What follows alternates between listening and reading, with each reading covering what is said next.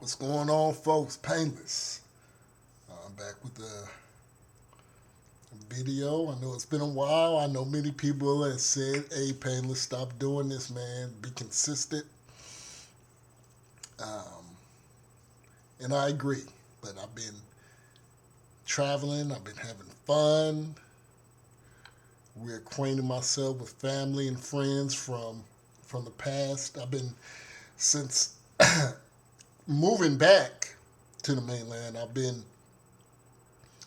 doing just that, and so the videos haven't been as consistent as you or I would like it to be. I know I mentioned the blog talk. I need to get on some equipment. I admit I've been procrastinating. I've been caught up again in traveling, having fun, living my life, living my best life, as cliche as that may sound, but that's what I've been doing. But I had to jump on this Juicy, whatever his name is, the guy from Empire, and I've talked about Empire in the past from years back, and how the show I think promotes homosexuality, how the show promotes beta male, feminine male mindset, and many of you all have seen my videos in the past again about how straight men, in terms of what my dad was. Well, my dad's still alive. What my dad was and is becoming a thing of the past, and which is becoming a threatening factor in American society. Where I've talked about where men um, are becoming weak in America. Not becoming, it is full fledged now. Um, a lot of soft hand, weak muscled, soft muscled men are in cahoots with this whole Me Too feminist movement. Is just, it's growing like wildfire. It really is. But excuse me, just to try to gather my thoughts. I knew it was BS. I knew the story was BS before it was found out to be BS. And I looked at the interview that he had with I forget her name, but she's battled cancer. She's overcome cancer, and I'm pretty sure somebody will let me know who that is. And I did a little research on him. He's of a Jewish father and a black African American woman. And we're in a state where, I have no qualms with interracial marriage, interracial dating. I mean, it's 2019, folks. I mean, but and that causes for another video. But those are some things that I see, and it's not so much as, oh, I hate that happened, aka swirling amongst a black woman. It just, those are some identifying factors when you have two cultures that come together. Um, his mannerisms, uh, the way he was overly dramatic, which to me is very feminine in a man. Um, the scenario in case in and of itself is very feminine. I was talking to a coworker today, and we were talking about this, and I said, again, to corroborate a story like this, very corroborated, very premeditated, is very feminine to me. These are things that you see with women who cry rape, who have been down with a sexual excursion, but the guy doesn't call back when she thinks he should call back, and she figures this is an opportune time because women are very opportunistic. generally speaking, not every woman, you corroborate a story, you may just try to get that male's attention, but when actuality, based off this corrupt legal system we live in America, you end up getting him charged with rape or sexual assault, which, I mean, tomato, tomato, it's the same thing. Rape. You end up getting him charged with rape when your intentions was just to get his attention because your intentions were to get his attention because he didn't respond to you in a timely manner after you all had sexual intercourse. And I equate this situation with such um, you you you you cultivate this whole scheme in which two brothers from Nigeria, as we know, as news tells us, I'm going to start using that because I don't know in this day and age with hyper social media, you don't know what's true or false. But I'm just saying what has been presented to the public. These two Nigerian guys were in cahoots with him to stage this attack in order to, for whatever rhyme or reason, I don't know. But again, I think that is a very feminine move to do. And again, I equate that with one woman being malicious and trying to put a rape case on a male. And I couple that with his involvement. He's proclaimed to be homosexual. And it's funny that I've talked to, I've been places where you have transsexuality, homosexuality is pretty open. And, you know, uh, you'd be surprised how dramatic or drama homosexual relationships are. Those guys, they are very dramatic. I mean, they are. It gets real messy. I mean, there's you Google it. There's stories of homosexuality murders amongst boyfriends, transsexual murders against males who are down low and have been exposed, and the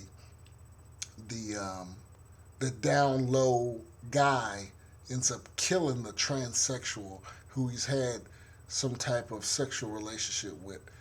He's married with 3 kids and a wife, and he likes transsexuals, um, man boys or she males as they call them, um, in in um, in a slang term. Men that dress up as women. I mean, there's countless stories of these of transsexuals being murdered and bludgeoned and killed, and even amongst lesbian relationships, women murdering each other, women murdering the woman that likes her woman. I mean, America is crazy now. It is crazy. Sometimes, man, it makes you want to put your phone away from social media because it's so tragic. It's so negative. It will suck you. That's why, going off on a little tangent, you gotta reduce. You need to really monitor your social media activity and get with reality and put that shit away. Your laptop, your phone, your desktop, because it will suck you dry. I don't even watch the news anymore. And I used to watch the news all the time because I wanted to be abreast of current events. And I remember people telling me, man, you watch the news? Whatever. I'm like, yeah, I want to know what's up. But now I really understand because it makes one fearful. It causes this paranoia amongst you. when you continuously, with routine, religiously watch the news every six. Now news comes on at like 5 o'clock. I remember the news didn't come on till 6 o'clock and 10 o'clock back in the day. Really, I don't remember the news coming on at 6 o'clock. And come to think of it, the news didn't used to come on till 10 o'clock at night. And then after 10 o'clock, they would show maybe a show or two. Then the American flag came on. Then it was just white noise. That's how it was back in the day. I know I'm exposing my age, but many of you all know. But back to this guy, it's very feminine, and you got to understand this is what Hollywood likes. This is what is being put on a lot of men.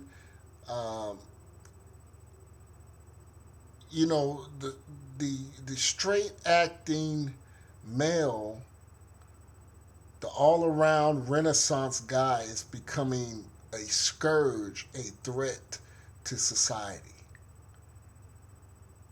It's we're like Ronin, shunned. Oh no, hell no, we can't have this straight. He makes too much sense. And I've talked about this ad nauseum in past videos concerning men. And now the thing about this is it's not reduced to an ethnic group or a certain group of people. It's white, black, Puerto Rican, Cambodian, black, Mexican. It doesn't matter.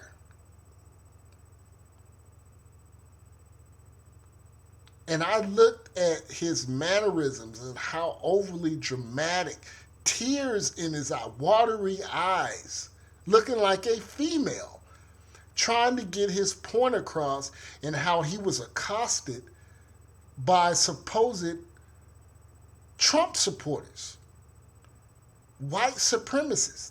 And he had black people in an uproar.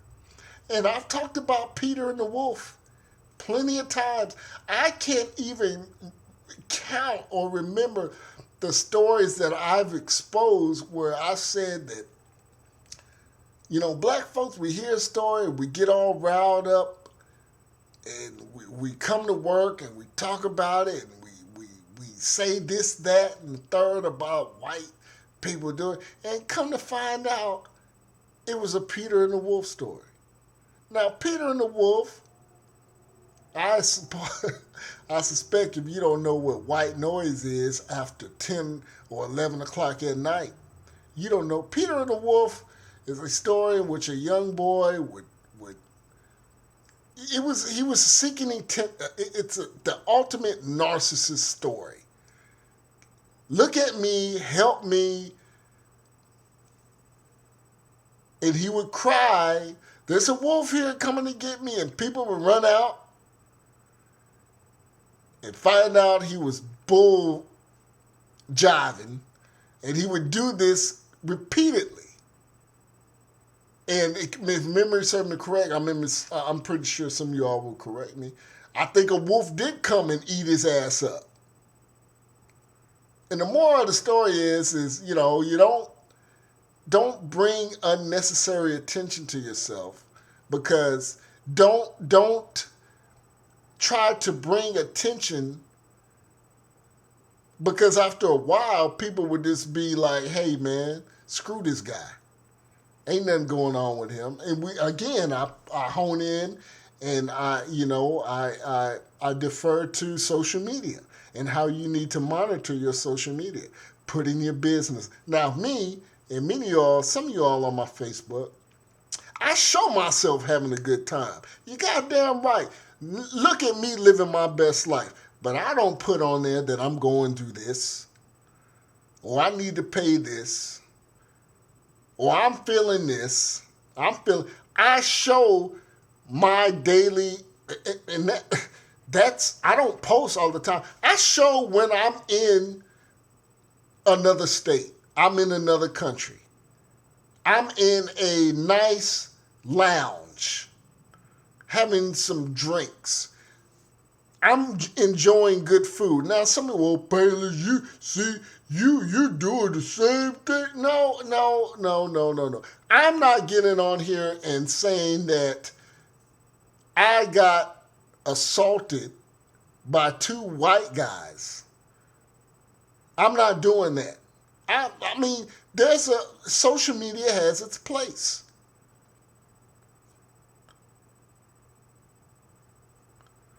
You see me having a good time. I'm enjoying myself.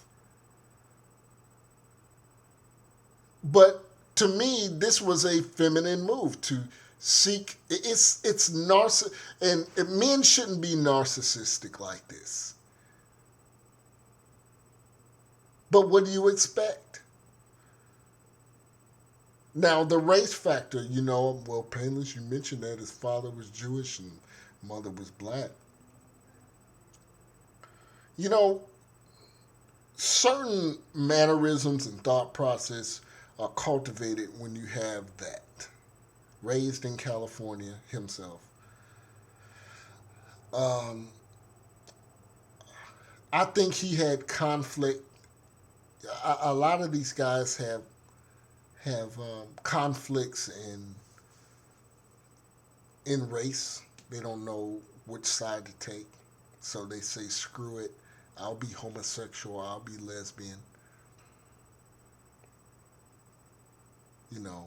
Race confusion. That happens. It happens. And I think he's succumbed to that. It's kind of somewhat difficult to explain, but I can think it, but it's hard to put it into context in terms of wordage to convey to you what I'm meaning. But it's clear as day in my head.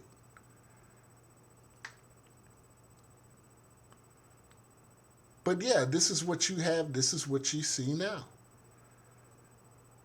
That whole Me Too. So, see, Me Too comes with women accusing men of rape, where you can't even say anything to women anymore.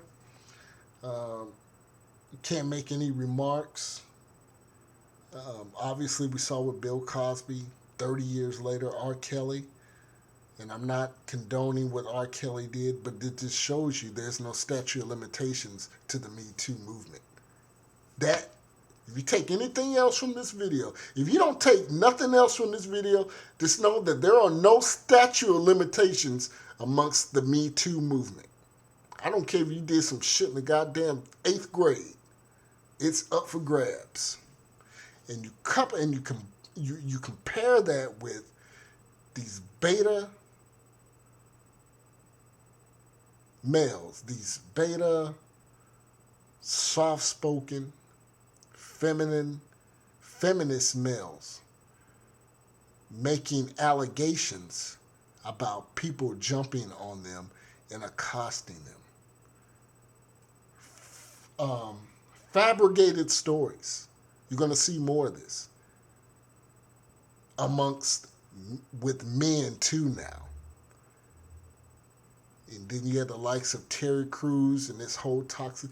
I don't understand for the life of me, brother. You look like you can bench 600 pounds twice, yet you're complaining about a male touching your genitalia?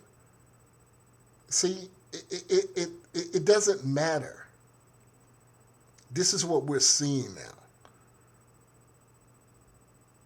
But I'm going to cut this video off because I'm getting ready to watch my Tar Heels face Duke.